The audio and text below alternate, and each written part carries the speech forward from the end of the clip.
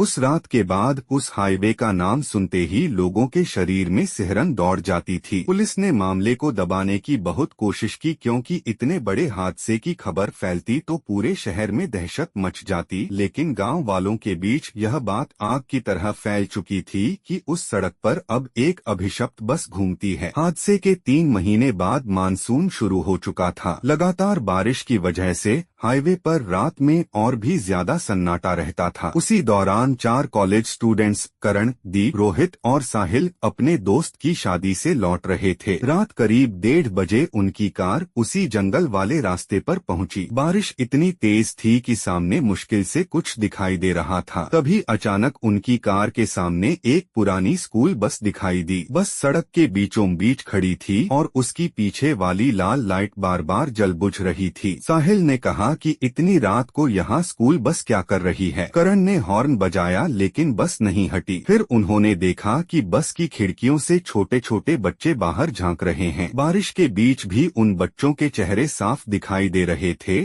और सबसे डरावनी बात यह थी कि उन सबकी आंखें पूरी काली थीं। दीप घबराकर बोला कि यहाँ से निकलते हैं, लेकिन तभी उनकी कार अपने आप बंद हो गई। चारों दोस्त डर गए। उन्होंने कई बार कार स्टार्ट करने की कोशिश की लेकिन इंजन चालू नहीं हुआ। तभी बस का दरवाजा धीरे धीरे खुला और अंदर से एक छोटी लड़की बाहर उतरी। उसने वही स्कूल यूनिफॉर्म पहन रखी थी जो हादसे में मरे बच्चों की थी। उसके चेहरे पर अजीब सी मुस्कान थी और उसके पैर जमीन को छू भी नहीं रहे थे। रोहित ने डरते हुए पूछा कि तुम कौन हो, लेकिन लड़की ने कोई जवाब नहीं दिया। वह धीरे धीरे उनकी कार की तरफ आने लगी। जैसे जैसे वह पास आ रही थी, कार के शीशों पर खून के हाथों के निशान बनने लगे। साहिल चीख पड़ा। तभी अचानक कार अपने आप स्टार्ट हो गई और करण ने पूरी स्पीड में गाड़ी भगा दी। पीछे मुड़कर देखा तो वह बस गायब थी। चारों दोस्तों ने कसम खा ली कि वे इस घटना के बारे में कभी किसी को नहीं बताएंगे, लेकिन असली डर तो अभी शुरू हुआ था। अगले ही दिन से चारों के साथ अजीब घटनाएं होने लगी। दीप को हर रात सपने में वही स्कूल बस दिखाई देती। सपने में बच्चे उसे घेर लेते और कहते कि हमें घर पहुंचा दो। दूसरी तरफ रोहित को अपने कमरे में बच्चों की हंसी सुनाई देने लगी। कई बार उसे लगता कि कोई उसके बिस्तर के नीचे बैठा है। साहिल के फोन में अपने आप एक वीडियो रिकॉर्ड हो गया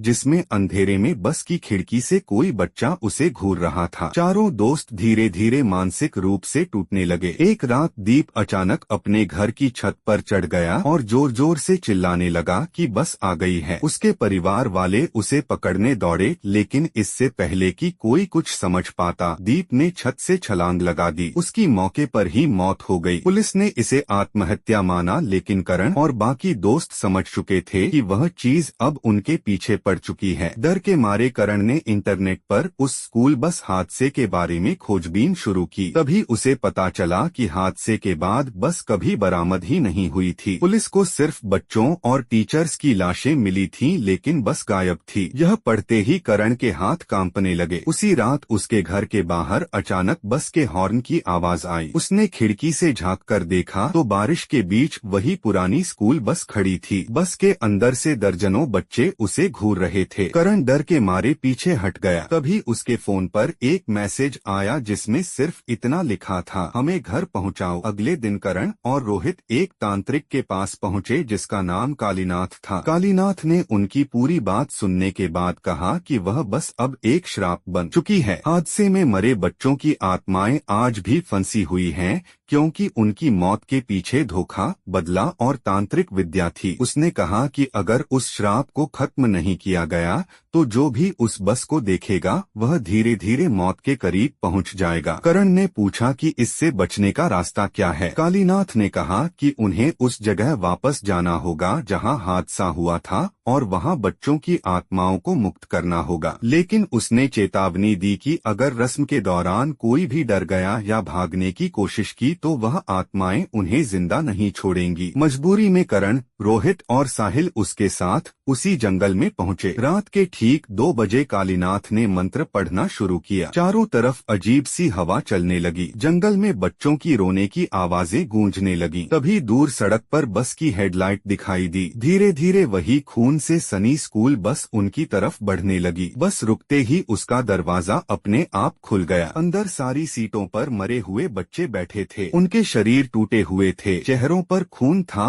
और आंखें पूरी काली थीं। सबसे आगे वाली सीट पर मोहन का बेटा बैठा था। उसने धीरे से कहा कि अब बहुत देर हो चुकी है। तभी बस के अंदर से काला धुआं निकलने लगा और पूरा जंगल अंधेरे में डूब गया। कालीनाथ तेजी से मंत्र पढ़ता रहा, लेकिन अचानक उसकी आवाज बंद हो गई। करण ने देखा कि कोई अदृश्य ताकत कालीनाथ को हवा में उठाकर ले गई और अगले ही पल उसका शरीर पेड़ से टकराकर फट गया। रोहित डरकर भागने लगा, लेकिन अंधेरे में किसी ने उसका पैर पकड़ लिया। उसने नीचे देखा तो जमीन से दर्जनों बच्चों के हाथ बाहर निकल रहे थे। वह चीखता रहा, लेकिन धीरे धीरे जमीन उसे अंदर खींचती गई। साहिल पागलों की तरह भागकर बस में छिप गया। उसे लगा वहाँ सुरक्षित रहेगा, लेकिन जैसे ही उसने पीछे मुड़कर देखा तो बस की आखिरी सीट पर बैठी वही छोटी लड़की मुस्कुरा रही थी। उसने साहिल से कहा कि क्या तुम हमें घर ले चलोगे? अगले ही पल पूरी बस बच्चों की डरावनी हंसी से गूंज उठी। बाहर खड़ा करण यह सब देखकर कांप रहा था। उस रात के बाद विशाल ने तय कर लिया था कि अब वह सिर्फ अपना काम करेगा और किसी अनजान इंसान पर आसानी से भरोसा नहीं करेगा। लेकिन ट्रक ड्राइवर की जिंदगी ऐसी होती है जहां हर दिन नया रास्ता और नया खतरा इंतजार करता है। लगभग 6 महीने तक सब सामान्य चलता रहा। विशाल छोटे रूट लेने लगा और कोशिश करता कि रात होने से पहले किसी सुरक्षित जगह पर ट्रक रोक दे। लेकिन दिसंबर की एक ठंडी रात उसकी जिंदगी में फिर ऐसा हादसा लेकर आई जिसने उसे अंदर तक तोड़ दिया। उस दिन वह मुंबई से कोलकाता की तरफ मेडिकल उपकरणों का सीलबंद कंटेनर लेकर जा रहा था। कंपनी ने साफ कहा था कि कंटेनर रास्ते में किसी भी हालत में नहीं खोलना है, क्योंकि अंदर बहुत महंगा सामान था। मौसम खराब था और आसमान में काले बादल छाए हुए थे। हाईवे पर ट्रैफिक भी कम था। रात के करीब 12 बजे विशाल एक सुनसान इलाके से गुजर रहा था, जहां दोनों तरफ सिर्फ सूखे पेड़ और खाली मैदान दिखाई दे रहे थे। अचानक उसके ट्रक का रेडियो अपने आप चालू हो गया। पहले सिर्फ तेज खरखराहट सुनाई दी, फिर एक बूढ़े आदमी की भारी आवाज आई। उसने धीरे से कहा, पीछे मत देखना, चाहे कुछ भी हो जाए। विशाल का दिल जोर से धड़कने लगा। उसने सोचा शायद कोई दूसरे ट्रक ड्राइवर की आवाज होगी, लेकिन अगले ही पल रेडियो बंद हो गया। कुछ सेकंड बाद ट्रक के पीछे जोरदार धमाका हुआ, जैसे किसी ने कंटेनर पर भारी चीज मारी हो। विशाल घबरा गया, लेकिन उसने ट्रक नहीं रोका। फिर दूसरा धमाका हुआ, इस बार पहले से ज्यादा तेज। ऐसा लग रहा था जैसे कंटेनर के अंदर कोई चीज पूरी ताकत से दीवारें पीट रही हो। विशाल ने शीशे में देखने की कोशिश की, लेकिन पीछे सिर्फ अंधेरा था। तभी रेडियो फिर चालू हुआ और वही बूढ़ी आवाज बोली, अगर जिंदा रहना है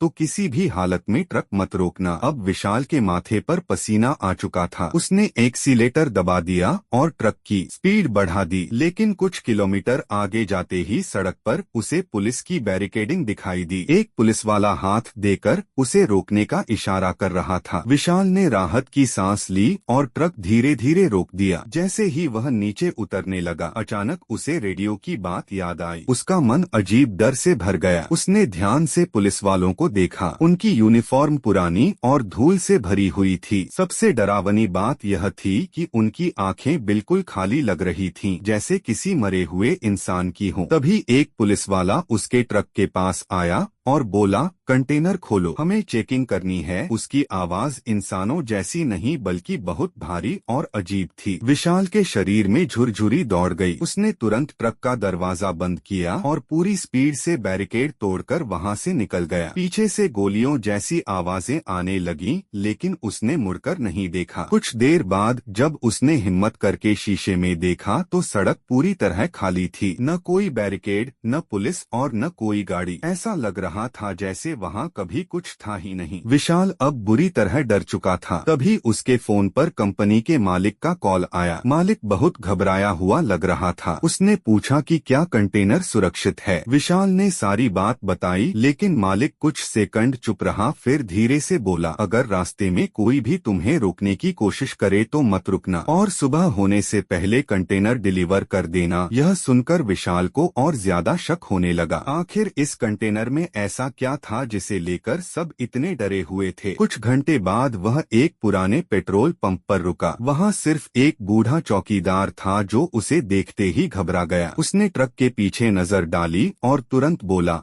बेटा यहाँ ज्यादा देर मत रुकना, ये रास्ता अच्छा नहीं है। विशाल ने उससे पानी मांगा और पूछा कि वह ऐसा क्यों कह रहा है। बूढ़े ने बताया कि कई साल पहले उसी हाईवे पर एक मेडिकल कंपनी का ट्रक पलट गया था। कहते हैं उस ट्रक में इंसानों पर किए गए खतरनाक प्रयोगों का सामान था। हादसे में कई लोग मारे गए, लेकिन कुछ चीजें कभी नहीं मिली। तब से उस सड़क पर अजीब घटनाएं होती रहती हैं। कई ड्राइवरों ने रात में नकली पुलिस वालों और रहस्यमयी आवाजों को देखने की बात कही थी। विशाल का गला सूख गया। उसने जल्दी से ट्रक स्टार्ट किया और वहां से निकल गया। लेकिन जैसे जैसे रात गहराती गई, कंटेनर के अंदर की आवाजें बढ़ती गईं। अब सिर्फ धमाके नहीं बल्कि किसी इंसान जैसी चीखें सुनाई देने लगी। ऐसा लग रहा था जैसे अंदर कोई मदद मांग रहा हो। विशाल डर के मारे लगभग रोने लगा, लेकिन उसने ट्रक नहीं रोका। अचानक ट्रक के सारे लाइट्स बंद हो गए और इंजन अपने आप बंद पड़ गया। ट्रक सुनसान सड़क के बीचों बीच रुक गया। बाहर घना कोहरा फैल चुका था। विशाल ने कई बार इंजन स्टार्ट करने की कोशिश की, लेकिन कुछ नहीं हुआ। तभी कंटेनर के अंदर से जोर जोर से खरोंचने की आवाज आने लगी। ऐसा लग रहा था जैसे कोई भारी चीज लोहे को फाड़ने की कोशिश कर रही हो। फिर अचानक कंटेनर के पीछे से किसी के हंसने की आवाज आई। विशाल की सांसें रुक गईं। उसने धीरे से शीशे में देखा। कंटेनर के पीछे एक लंबा काला आदमी खड़ा था जिसकी आंखें लाल चमक रही थीं। उसके चेहरे पर अजीब मुस्कान थी। वह धीरे धीरे ट्रक की तरफ बढ़ने लगा। विशाल ने घबराकर दरवाजे लॉक कर दिए, लेकिन तभी रेडियो फिर चालू हुआ। वही बूढ़ी आवाज बोली, अगर वो ट्रक तक पहुंच गया तो तुम नहीं बचोगे, अभी भागो। अचानक ट्रक अपने आप स्टार्ट हो गया। विशाल ने बिना समय गवाए ट्रक दौड़ा दिया। पीछे वाला आदमी कुछ दूर तक दौड़ता रहा, लेकिन फिर अंधेरे में गायब हो गया। सुबह होने तक विशाल लगातार ड्राइव करता रहा। आखिरकार वह डिलीवरी पॉइंट पर पहुंच गया, जो शहर से दूर एक पुरानी फैक्ट्री थी। वहाँ सफेद कपड़े पहने कुछ लोग उसका इंतजार कर रहे थे। उन्होंने बिना कुछ बोले कंटेनर उतार लिया। विशाल ने डरते हुए पूछा कि आखिर कंटेनर में क्या था।